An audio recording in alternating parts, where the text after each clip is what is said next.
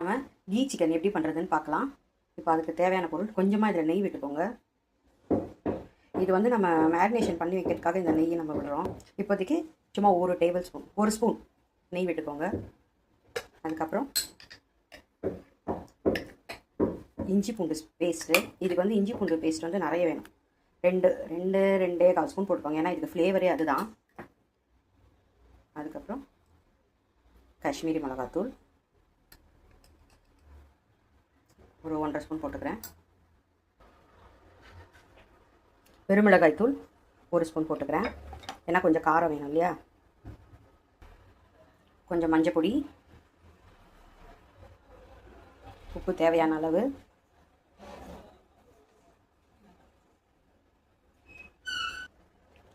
தயிர்,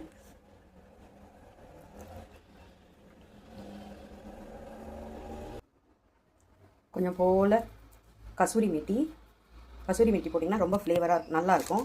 அதுக்கப்புறம் கொஞ்சமாக கரம் மசாலா ஒரு 1/2 ஸ்பூன் போட்டுக்கோங்க, ரொம்ப வேண்டாம். இப்போது இதை நம்ம எல்லாம் ஒன்றா மேரினேட் பண்ணி வச்சிடலாம். இந்த கீ சிக்கன் வந்து நம்ம சாம்பார் சாதத்தை கூட வச்சு சாப்பிட்லாம். தேங்காய் சாதம் செய்கிறோம் இல்லையா, தேங்காய் சாதம், தேங்காய் பால் சாதம், அது கூடலாம் இந்த சைடிஷாக வச்சு சாப்பிட ரொம்ப சூப்பராக இருக்கும். அதேமாதிரி மிளகா கிள்ளி சாம்பார் கூட நம்மளுடைய தமிழ்நாடு ரெசிபி பிரகாரம் மிளகா கிள்ளி சாம்பார் கூடலாம் இது நல்லா ரொம்ப சூப்பராக டேஸ்ட்டாக இருக்கும். இது நீங்கள் பட்டரில் கூட செய்யலாம். நான் இன்றைக்கி நெய்யில் செய்கிறேன். இதை நல்லா மேரினேஷன் பண்ணியாச்சு. கொஞ்சம் நேரம் ஊறட்டும்.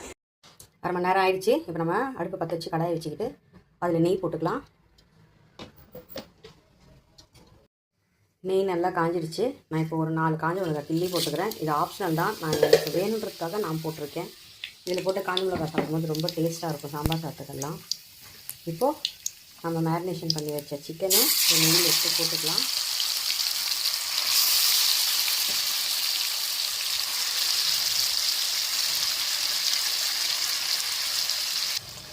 இதில் தண்ணி விடணும்னு அவசியம் இல்லை. இது நீங்கள் ஸ்லோவில் வச்சிங்கன்னாலே அதுலேயே ஆட்டோமேட்டிக்காக தண்ணி வரும். இல்லை உங்களுக்கு நல்லா தண்ணி வேணும் அப்படின்னா நீங்கள் ஒரு 1/2 கிளாஸ் தண்ணி, 1/2 கிளாஸுக்கு கொஞ்சம் கம்மியாக தண்ணி ஊற்றிக்கோங்க. நான் ஒரு 1/2 கிளாஸ் தண்ணி அதில் ஊற்றிக்கிறேன்.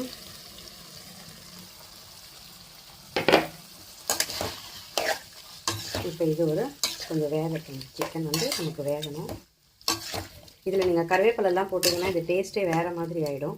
இறக்கும்போது கொத்தமல்லி மாத்திரம் தூவி இறக்குங்க. இப்போ கொஞ்சம் நேரம் வேகட்டும். பாருங்கள், கீ சிக்கன் ரெடி ஆகிடுச்சு. இப்போ நம்ம இதை கொத்தமல்லி தூவி இறக்கிக்கலாம். இவ்வளோ நல்ல கலராக நல்லா இருக்குல்ல. நான் எல்லாமே வீட்டில் அரைச்சி வச்சு தான் செஞ்சேன். இதை நீங்கள் செஞ்சு பார்த்துட்டு எப்படி இருக்குன்னு உங்களுடைய விருப்பத்தை கமெண்ட்டில் சொல்லுங்கள்.